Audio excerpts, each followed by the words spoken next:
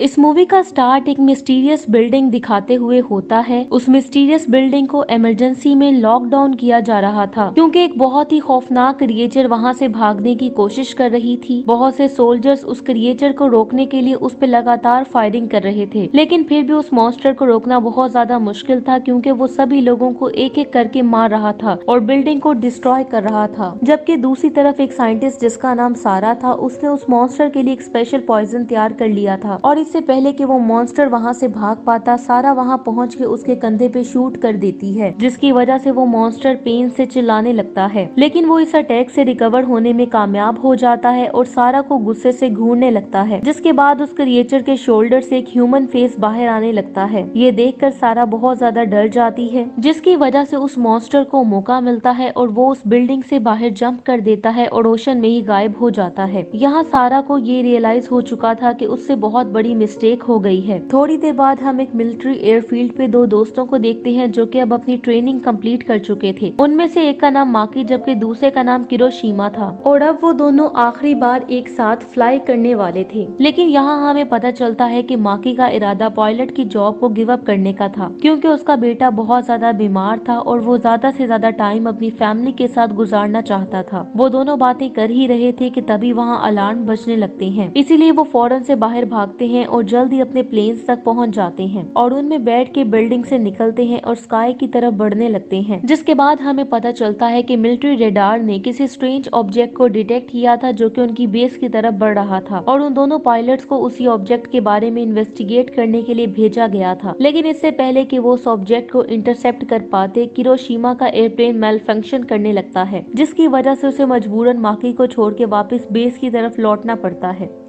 जल्द ही माकी उस mysterious object के सामने पहुंच जाता है, लेकिन फिर वो अपने सामने एक जायंट फायरबॉल को देख के शॉक्ड हो जाता है और देखते ही देखते वो ऑब्जेक्ट पूरे प्लेन को कंज्यूम कर लेता है। और जब माकी को होश आता है तो उसे पता चलता है कि वो एक डिफरेंट डायमेंशन में आ गया है, जिसकी वजह से उसे ये एहसास होने लगता है कि शायद उसकी डेथ हो चुकी है। तभी उसकी आंखों के सामने एक बहुत बड़ा एक्सप्लोजन होता है जो कि थोड़ी देर बाद एक ह्यूमन की शक्ल ले लेता है और माकी को निगल जाता है। थोड़ी देर बाद हम रेस्क्यू टीम को देखते हैं जो कि मिसिंग पायलट को ढूंढने की कोशिश कर रहे थे। वहाँ उन्हें पायलट तो नहीं मिलता, लेकिन क्रैश्ड प्लेन को ढूंढने में वो लोग कामयाब हो जाते हैं। थोड़ी देर बाद हम माकी को देखते हैं जो कि सरवाइव करने में कामयाब हो गया था और वो करीब ही एक रेस्टोरेंट तक पहुँच के बेहोश हो जाता है। इसी दौरान उसे नाइटमेयर आता है और हम उसी मिस्टीरियस एंटिटी को देख पाते हैं जिसके साथ उसका एनकाउंटर हुआ था। ये देख के उसकी शॉक की वजह से आंख खुल जाती है और यहाँ उसे पता चलता है कि उसकी फैमिली भी वहीं हॉस्पिटल बेड के करीब मौजूद थी, जिन्हें देख के वो थोड़ा काम डाउन होता है और उन्हें मिल के काफी खुश हो जाता है। नेक्स्ट सीन में हम देखते हैं कि बेस पे कुछ जनरल्स माकी से उस इंसिडेंट के बारे में इन्वेस्टिगेट कर रहे थे। यहाँ हम सारा को भी देखते हैं जो इस मीटिंग की रिकॉर्डिंग देख रही थी। माकी आखिरकार मिलिट्री को छोड़ देता है ताकि अपनी फैमिली के साथ ज्यादा टाइम स्पेंड कर सके और जब माकी अपनी फैमिली के साथ होता है तो इसी दौरान हम सारा को भी देखते हैं जो कि माकी के सभी एक्शंस को रिकॉर्ड कर रही थी। जल्द ही माकी एक प्राइवेट कंपनी में टूर गाइड की जॉब करना स्टार्ट कर देता है, लेकिन उसे ये पता नहीं होता कि उसकी फर्स्ट कस्टमर वही फीमेल साइंटिस्ट थी। और जब वो लोग प्राइवेट एयरक्राफ्ट पे काफी ऊंचाई तक पहुंचते हैं तो सारा माकी पे गन पॉइंट कर देती है और उसे फौरन पब्लिक एरिया से दूर जाने के लिए कहती है। यहाँ उसके प्लेन के साथ कुछ मिलिट्री एयरक्राफ्ट भी पहुंच जाते हैं, जिसकी वजह से उसे मजबूरन उनकी बात माननी पड़ती है और वो लोग माकी को करीब ही एक हाईवे तक ले जाते हैं और उसे उन स्ट्रीट्स में लैंड करने के लिए फोर्स करते हैं जिनको मिलिट्री ने पूरी तरह बंद किया हुआ था। नेक्स्ट सीन में हम देखते हैं कि सारा और जापानीज मिलिट्री का एक कर्नल माकी को एक गाड़ी में लेके कहीं जा रहे थे। यहाँ वो माकी को कहते हैं कि उनके कंट्री को एक टेरिबल थ्रेट से बचाने के लिए उन्हें उसकी हेल्प चाहिए। कुछ देर बाद वो लोग एक मिस्टीरियस बिल्डिंग तक पहुँचते हैं और उस सीक्रेट बेस में एंटर हो जाते हैं। यहाँ सारा ये एक्सप्लेन करती है कि जो कुछ माकी के साथ हुआ है बिल्कुल ऐसा ही कुछ महीने पहले एक और सोल्जर के साथ भी हो चुका है और माकी की तरह उन्होंने उस दूसरे सोल्जर को भी क्रैश के बाद जिंदा रिकवर कर लिया था। लेकिन कुछ ही दिनों में उस सोल्जर ने म्यूटेट करना शुरू कर दिया था और कुछ ही वीक्स में वो उस मिस्टीरियस क्रिएचर में चेंज हो गया, जिसकी वजह से उसकी पर्सनालिटी चेंज हो गई और उसने अपनी न्यू पावर्स को यूज करते हुए मिलिट्री पे अटैक करना स्टार्ट कर दिया और उस बिल्डिंग से निकलने में कामयाब हो गया। माकी जब ये सुनता है तो उसे उस क्रिएचर के बारे में विजन्स आने लगते हैं, जिसकी वजह से उसे काफी पेन भी होने लगती है क्योंकि अब उसका टेलीपैथिक कनेक्शन उस मॉन्स्टर से बन चुका था। ये देख के सारा और बाकी लोगों को ये यकीन हो चुका था कि माकी भी जल्द ही मॉन्स्टर में चेंज होने वाला है और यही वजह थी कि सारा उस पे अभी तक नजर रखे हुए थी। जल्द ही कुछ सोल्जर उसे वहाँ से ले जाने जाने लगते हैं क्योंकि वो उसे पहले वाले मॉन्स्टर की तरह वहाँ से भागने नहीं दे सकते थे। इसलिए वो माकी को एक बहुत बड़ी बिल्डिंग में ले आते हैं और एक अंडरग्राउंड बंकर में उसे भेज के वहाँ उसे लॉक कर देते हैं। यहाँ हमें पता चलता है कि मिलिट्री माकी को दूसरे मॉन्स्टर को ट्रैप करने के लिए यूज करना चाहती थी क्योंकि उन दोनों में टेलीपैथिक कनेक्शन डेवलप हो चुका था और इस तरह वो उन दोनों को आसानी से मार सकते थे। दूसरी तरफ हम माकी को देखते हैं जिसे फिर से उसी मॉन्स्टर के वियंस आने लगते हैं जो कि उसकी तरफ ही बढ़ रहा था, जिसकी वजह से वो काफी डर जाता है और उन लोगों से डोर ओपन करने के लिए चिल्लाने लगता है। तभी हम मॉन्स्टर को देखते हैं जो कि बेस में पहुंच चुका था। सारा जब उस मॉन्स्टर को देखती है तो वहाँ से बाहर आ जाती है और उन सोल्जर्स के पास पहुंच जाती है जो कि मॉन्स्टर पे अटैक प्लान कर रहे थे। सारा उन्हें पॉइजन बुलेट्स देती है ताकि वो उस मॉन्स्टर को हरा सके। जल्द ही वो मॉन्स्टर उस बिल्डिंग तक पहुंचने में कामयाब हो जाता है जो कि अब सिर्फ माकी को ढूंढने में इंटरेस्टेड लग रहा था और उसे ये पता नहीं होता कि वो एक ट्रैप की तरफ बढ़ रहा है। वो मॉन्स्टर माकी को ढूंढने के लिए आगे बढ़ ही रहा था कि तभी उसे वहाँ पे सारा नजर आती है जो कि सेकंड फ्लोर पे छुपी हुई थी। इसी दौरान सोल्जर्स उस मॉन्स्टर पे फायरिंग करना स्टार्ट कर देते हैं जिसकी वजह से वो नीचे गिर जाता है। यहाँ सोल्जर्स उस मॉन्स्टर को बगैर किसी मूवमेंट के पड़ा हुआ देख पा रहे थे, लेकिन तभी सारा को ये एहसास होता है कि कुछ तो गड़बड़ जरूर है क्योंकि वो मॉन्स्टर अब होश में आने लगा था। जल्दी वो मॉन्स्टर खड़ा हो जाता है और उन लोगों पे गरजने लगता है। इसी दौरान उसमें काफी पावर आ चुकी थी जिससे वो उस रूम में मौजूद सभी लीजर्स को एब्जॉर्ब कर लेता है, जिसके बाद वो मॉन्स्टर म्यूटेट करने लगता है और एक काइजू में चेंज हो जाता है। सोल्जर्स उसे देख के काफी खौफजदा हो जाते हैं जबकि वो मॉन्स्टर उन्हें उठा के दूर फेंकने लगता है। ये देख के बाकी सोल्जर्स वहाँ से भाग जाते हैं। सारा भी वहाँ से भागने की कोशिश करती है लेकिन वो मॉन्स्टर उसे अपनी टेल से रोक लेता है, जिसके बाद वो सारा की तरफ बढ़ने लगता है और सारा उसे हेल्पलेसली देखने लगती है। लेकिन इससे पहले कि वो मॉन्स्टर उसे कोई नुकसान पहुंचाता, बंकर डोर एक धमाके से ओपन हो जाता है और माकी उसमें से बाहर आने लगता है। और जब वो मॉन्स्टर माकी की तरफ देखता है तो माकी सारा को फौरन से वहाँ से भागने के लिए कहता है, जबकि इसी दौरान वो क्रिएचर माकी पे अटैक कर देता है। माकी वहाँ से भागने की कोशिश करता है लेकिन मॉन्स्टर अपनी टेल से उसे हिट करने में कामयाब हो जाता है जिससे वो दीवार पे जा गिरता है,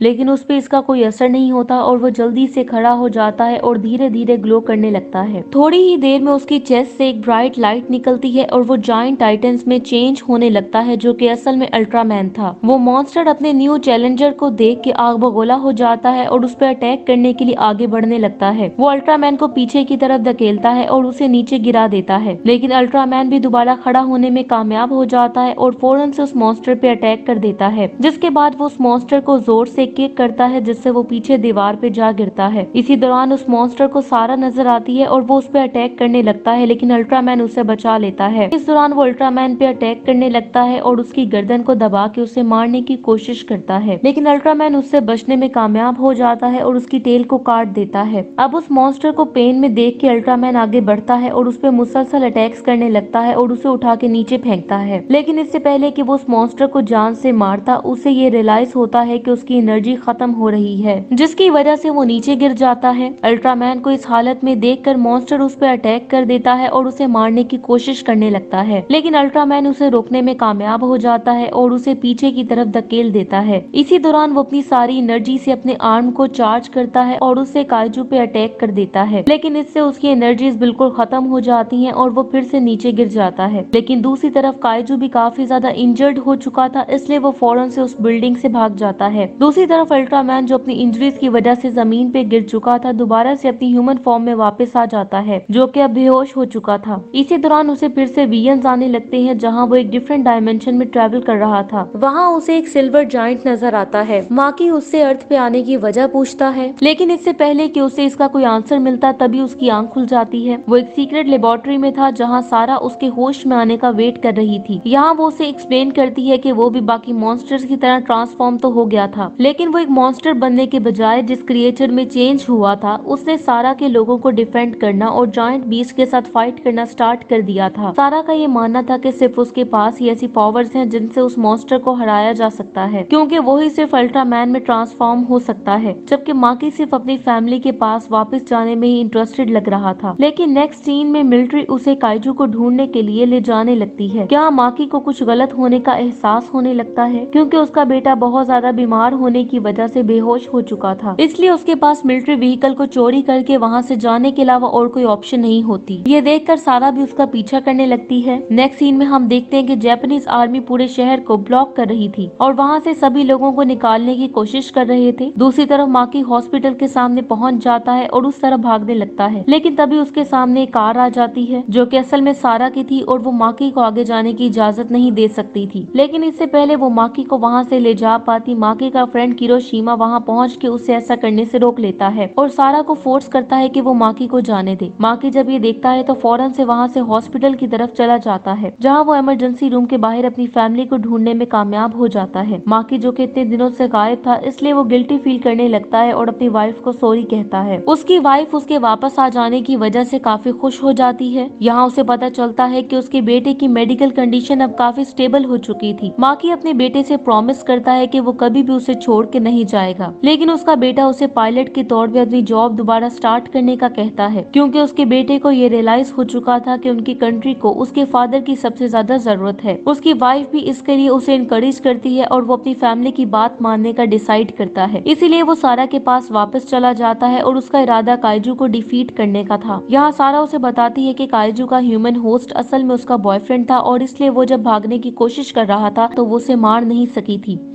इसलिए उस मॉन्स्टर के भाग जाने की वजह से सारा गिल्टी फील कर रही थी और उसने काइजू को पकड़ने के लिए कसम खाई थी, चाहे इसके लिए उसे अपनी जान ही सेक्रीफाइस क्यों न करनी पड़े। जल्दी वो दोनों एक टनल में पहुंच जाते हैं और एक ऐसी जगह की तरफ बढ़ने लगते हैं जहां काइजू को लास्ट टाइम देखा गया था। वो आगे बढ़ ही रहे थे कि तभी उन्हें पिलर के पीछे कोई दिखाई देता है जो कि असल में काइजू की ह्यूमन फॉर्म में था और अपनी सारी मेमोरीज को भूल चुका था, और वो उन लोगों से हेल्प मांगने लगता है। लेकिन सारा दोबारा कोई मिस्टेक करने को तैयार नहीं थी, इसलिए वो बगैर किसी हेजिटेशन के उसे शूट करने लगती है। लेकिन तभी हम देखते हैं कि एक टेंटिकल उसे पकड़ लेता है, क्योंकि वो आदमी दोबारा से मॉन्स्टर में चेंज हो चुका था और वो सारा को मारने के लिए अपनी तरफ खींचने लगता है। लेकिन जब सारा उसके करीब पहुंचती है तो वो उसे फिर से शूट कर देती है, इसलिए वो बहुत ज्यादा पेन की वजह से सारा को छोड़ देता है। लेकिन उसी पेन की वजह से वो और ज्यादा डेंजरस मॉन्स्टर में ट्रांसफॉर्म होने लगता है। अब वो मॉन्स्टर बदला लेने के लिए गुस्से से पागल हो चुका था, इसलिए वो फौरन से सारा पे अटैक कर देता है, लेकिन माकी उसे ऐसा करने से रोक लेता है। इसी दौरान वो दोनों ट्रांसफॉर्म होने लगते हैं, जिसकी वजह से वहाँ बहुत ज्यादा लाइट प्रोड्यूस होती है और वो देखते ही देखते जाइंट मॉन्स्टर्स में कन्वर्ट हो जाते हैं। यहाँ अल्ट्रामैन इस फाइट में डोमिनेट करने लगता है और वो मुसलसल उस पे अटैक कर रहा था। इसी दौरान अल्ट्रामैन उस मॉन्स्टर को किक करके दीवार पे फेंकता है। अब काइजू भी रिटेलिएट करता है और जोर से अल्ट्रामैन पे गरजने लगता है,